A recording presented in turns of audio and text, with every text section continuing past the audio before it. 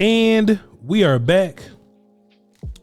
Passing on the body like John Stockton. We are here with another edition, maybe the last part, I don't know, we'll see, of the Q&A. Y'all can jump into the Q&A feed on my community tab on the Voch Lombardi channel, and I answer your questions. I think some pretty good ones over there.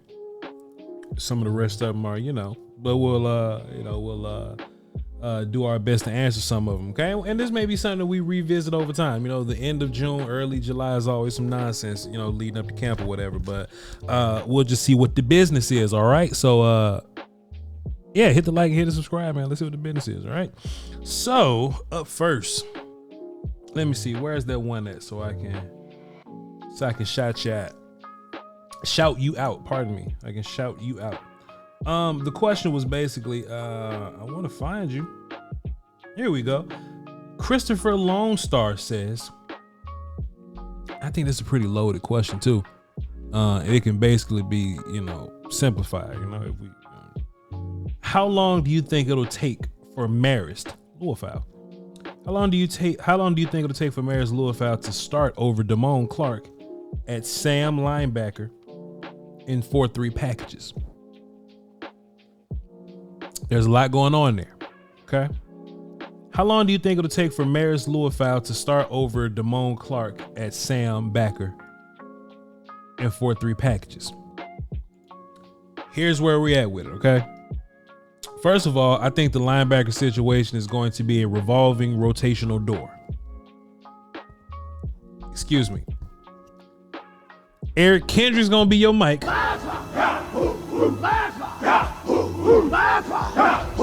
And everybody else is going to be a revolving, rotating door. Now, here's what's interesting, right? Marist Liufau getting reps with the ones, okay? I don't know which linebacker he's at, because those practices weren't necessarily open to YouTube media. They was open to some of the media friends. And, we've just heard some chirpings from the players in the locker room availability there, but we don't know specifically where anybody's lining up. Maybe we're just context clues in this thing, right? Hey, if Kendricks is going to be your Mike and Overshown came out and says, hey, I'm playing Will, Demone's playing Sam now, maybe we just assume that that's what your first team is going to look like, what your first 3 linebackers are going to look like. I had this conversation with Fuster King the other day. And I was like, yeah, we're going to be playing with a Sam. A lot of these dudes don't even know what Sam is. We've been playing so much nickel. The idea of a Sam linebacker is something that this team hasn't done in a while. Like Damian Wilson, who is on the team now, by the way. Damian Wilson was your last Sam linebacker. It's another dude, I forgot his name. What's his name? Kendall, some Caldwell, some with a C or a K. He was another linebacker for you that did some pass rushing things. I don't know if you put Marist Liufau at Sam just because you need somewhere to put him. In my mind, you could just rotate Liufau and Overshown at will, because Overshown says, hey, I'm playing Will. That don't mean he's starting there. Did you hear what I said? Did you hear what I said? He playing Will, but that don't mean he's starting there, right? Yeah, I'm just here. I'm playing Will, right? Overshown, this is really his first year for real. He tore his ACL in preseason or whatnot, and he does have one preseason game over Liufau, but him and Liufau gonna be right here. Basically, Overshown got 1 quarter of NFL experience over Liufau. I don't think that's enough to really separate him. So in my mind, what I think, Voch Lombardi thinks this. I ain't reporting nothing. What I think is Kendricks is gonna be on the field. And Zimmer's going to be creative with his usage and rotations of Overshown and Liufau. Hypothetically, everybody find some table to find a wall, knock on wood.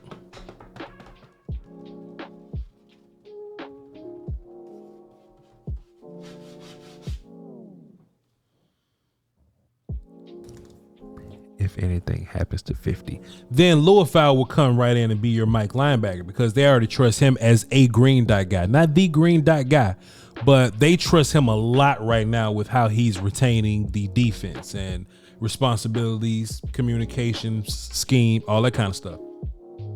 If Voch had to guess, who asked me this? Make sure I got you right. Chris Longstar. Voch says this: if I had to guess on some of these rundowns, you may see some more Overshown. Possibly. Liufau can do it too. But I'm making a point here. On cover downs, I think you're damn near guaranteed to see more Liufau, because that's how he gets busy. Cover game.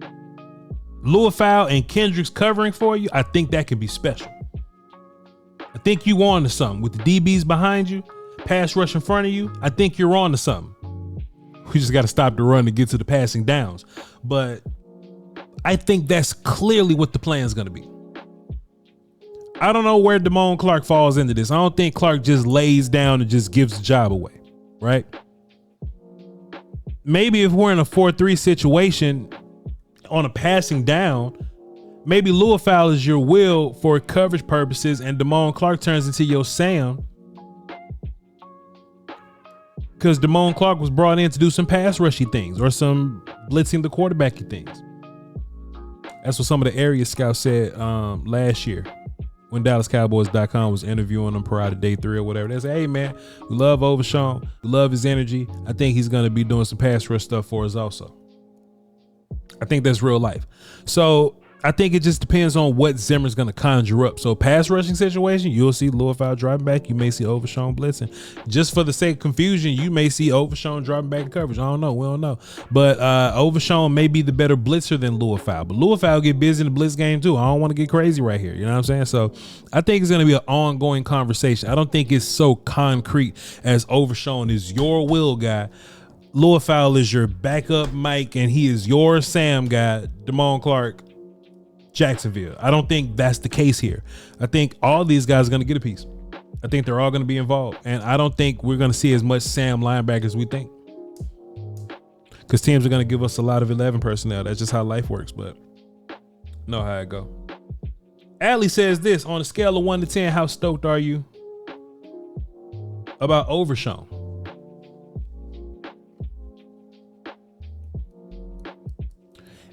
You know, I don't want to poo-poo on Overshown. Like, I just want to be like realistic. If this was a 25-year-old Bobby Wagner, shit. But in context of what I think the player could be, Overshown would be a fun player. Overshown would be a damn fun player to add to this situation. We need him. We need him. Linebackers were very scarce last year. One of them was 205 pounds. The linebacker group as a whole has gotten a little bigger and longer. We gotta have that conversation. Bigger, longer. They're probably a more powerful group. They may be a better covering group. So we'll see what that looks like. But just Overshown coming back, hey, I'm glad to have him. I think he'll be a starter for you. Now look, don't get me wrong. Next year, I think this core belongs to Marist and Demo. I'm just saying, but just as of today, like, ask me. Okay, so Voch, how stoked are you if you heard that Micah Parsons is going to be playing full-time linebacker? Hey!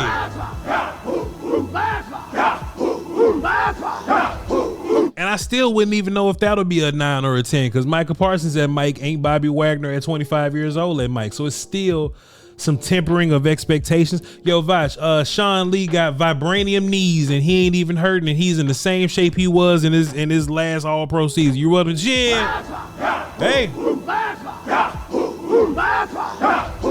I wanted to give y'all that context and just preface that, with the idea that I ain't poo-pooing on nobody, man. It's just, I think Overshown to be a good player for us. You know what I'm saying? Do I think he's going to be them characters that I talked about? But I do think he'll be a good player for you. So on a scale of 1 to 10, 6, 7. 6, 7. I'd be glad to have him. No, I think he's a big upgrade. Now, if you ask me, Voch says this: Voch, how much of an upgrade on a scale of 1 to 10 do you think Overshown and the rest of the linebacker group is over last year's linebacker group? I say about 8 or 9 or 10. 8 or 9. Not even 10, because if we can get a linebacker core with Bobby Wagner, Luke Kuechly, and Sean Lee all in their prime, I'm going to jail. So that'll be a 10. But Overshown in this crew versus the last crew, 8. Good question. Appreciate you.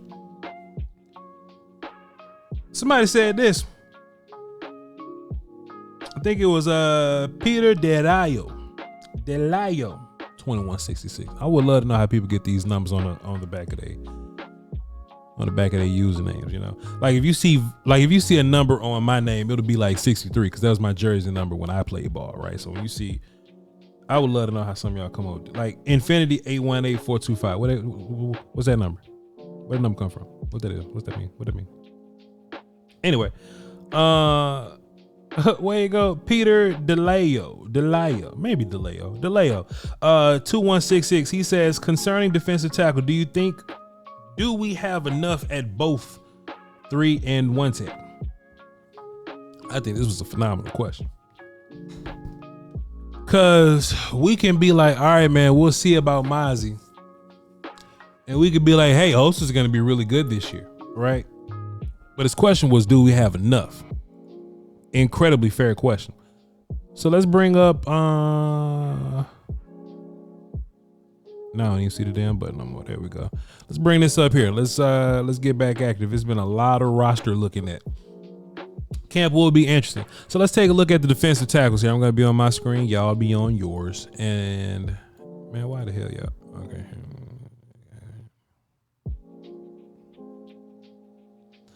Oi. So Denzel Daxon is not on your typical undrafted free agent plan. He's on the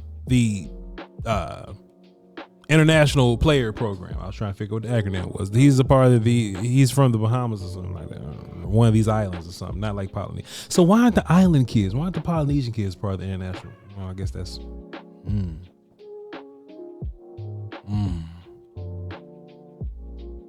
I got questions. I would love to have Liufau for an extra 2 more years and not count against the roster spot. But anyway,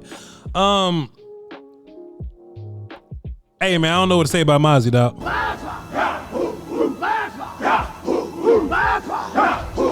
I don't even know what to say about him, dog. But you know, we just gonna have to we gonna see. I'm gonna ask Brian Bros tomorrow. I'm gonna be like, nah, man, I'm gonna let y'all see for yourself. Tap into that show.